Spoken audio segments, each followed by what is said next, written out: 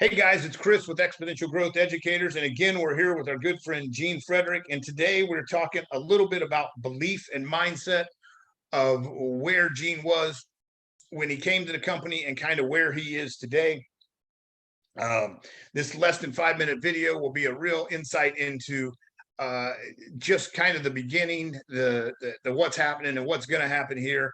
I think you'll really enjoy this. Feel free to click and like the link below.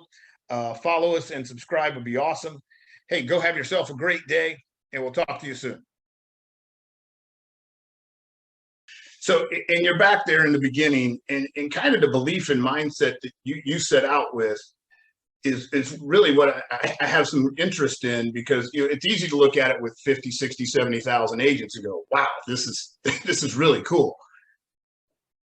400 and theoretically you add 30, you're almost approaching 10% of the growth yourself. What was your mindset and belief back then? You know what it is? You just have to have a leap of faith. Mm-hmm. I mean, I think I had faith in myself, but I think you just have to jump. Yeah. I mean, you have to jump sometimes in business. You gotta, and when you jump off a cliff, you're gonna fall. You're gonna hit some rocks. You're gonna get bruised. It's gonna happen. I mean, I got tired of that, answering questions, the same questions over and over again. But after a while, what happened is once we got acceptance, right? You know, I'll tell you a story. They call it CLCA. If you guys want to write that down, an acronym, CLCA. When I first started this 6.5 years ago, everybody called me crazy. I mean, my best friends, just so you know, my best friends in the business, I talked, my 10 best friends who I thought would come with me anywhere, all turned me down. This is the beginning. I want you to understand. I was 0 for 10.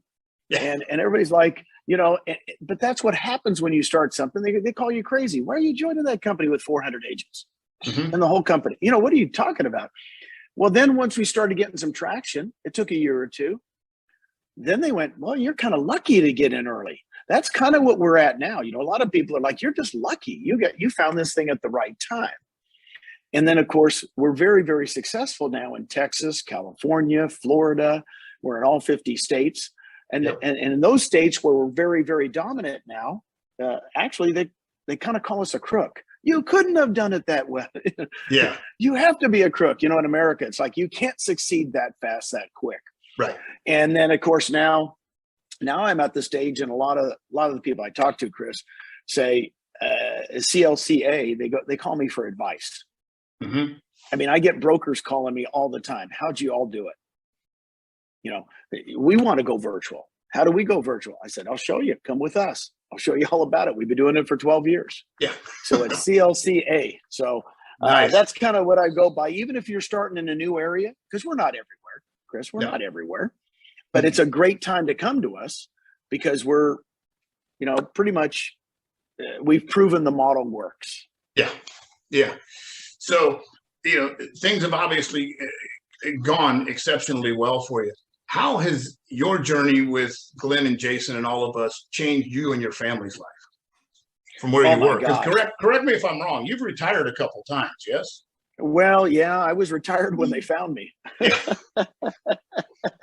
Hey, I didn't tell you. I'll tell you this. It was funny when I went to Susan, and we owned 7 offices in a region. We owned a region, which was a big region, Northern Cal and Hawaii. And try this out for size. After being somewhere for 21 years, I went to Susan. I said, honey, and this was my clothes, just so you know. I'm the same age that Colonel Sanders was when he started Kentucky Fried Chicken. She goes, what? And I said, hey, he lived for another 30 years. He changed the world for chicken. Yeah. Let's go change the world in real estate. I said, it's not over. The age has nothing to do with it. Right. You know, to me, but I think what happens is we are pretty much set. I mean, we were set 6.5 years ago. We did not, I did not have to, you know, we could have just, you know, what's funny? I always think of this, and when you're comfortable, it's not a good place. No. You need to make your life uncomfortable. You need to put a little pressure on yourselves. I did it in sales. Right? We did it in sales. You know, okay, I sold 20 homes last year. I'm comfortable. Why don't you sell 50 homes? right? Why don't you then you sell 50 and you go, well, that was kind of good. Why don't I sell 100? You know, I mean, you know, in other words, if you don't make yourself feel uncomfortable to push yourself even in sales, right? Mhm. Pressure is good. Good Mhm. pressure is good. And I've always felt like I performed best when I had really some really good pressure on myself to Yeah. perform. Yeah. Thanks for taking your time to check out this short video. If you would, and you like it, go ahead and hit the like button, subscribe, and follow us. And there are many more to follow. And thank you again.